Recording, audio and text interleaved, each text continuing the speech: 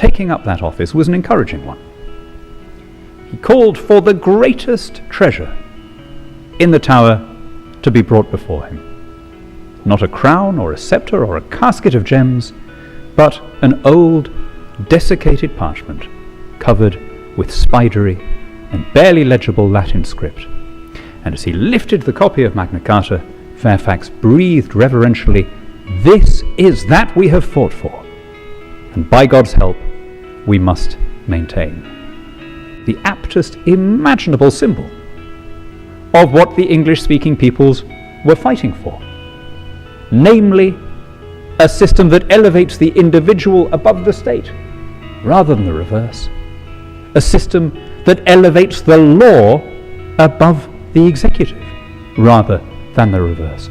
And here's the extraordinary thing. 800 years on, because we are so familiar with that concept, the idea of the rule of law, of legal supremacy, we no longer can imagine without a great wrench of our minds what a radical idea it must have seemed when it was first put forward. This extraordinary, anomalous, beautiful idea that above the government was something bigger. Above the king, above the Holy Scriptures, there was something invisible, something intangible, inaudible, but more powerful than any of us. Something that bound the king as surely as it bound his meanest subject, and that something was the law. The American Bar Association monument has on the pillar the sparest, purest, simplest words, and they say it all, to commemorate Magna Carta, symbol of freedom under law. What an extraordinary thing, and it didn't happen anywhere else. And that charter, that ideal, that the law was above the state, that the government doesn't get to change the rules as it goes along, that immanent in the people is this folk right, this inheritance of legal supremacy. That contained the seeds, contained the germs of all the freedoms that we now take for granted. Regular elections, and uncensored newspapers, and habeas corpus, equality between men and women, jury trials, all of these things were contained in embryonic form in the ideal of the rule of law. The easiest thing is to become blasé about the familiar, to take for granted the ideals with which we've grown up. The heresy of our age is to think that everyone is going to get there eventually. You know, that when any country becomes wealthy enough and educated enough, it will stumble upon the same liberal democratic model. But I have to tell you, my friends, history tells us a very different story.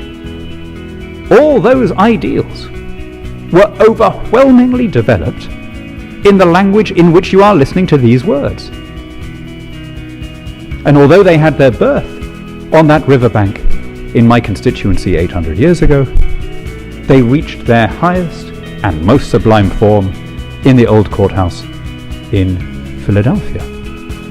That is our shared heritage. That's the patrimony that all of us have as citizens of common law English-speaking countries, wherever our grandparents were born. That's the link that binds us together. To see how exceptional it is, to see how unusual. Imagine that any of the great global conflagrations of the last 100 years had ended differently. Imagine that the First or Second World Wars, or that the Cold War, had gone the other way. Would we then be talking about these things as universal human rights, or even Western values?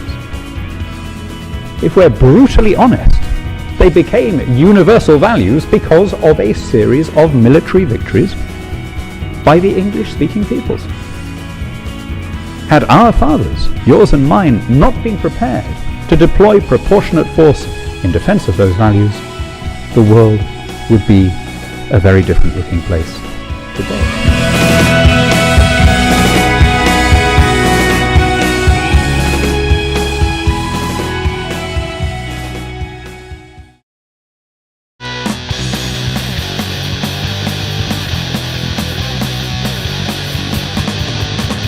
I write to say what I want and think the way I want to think. My right arm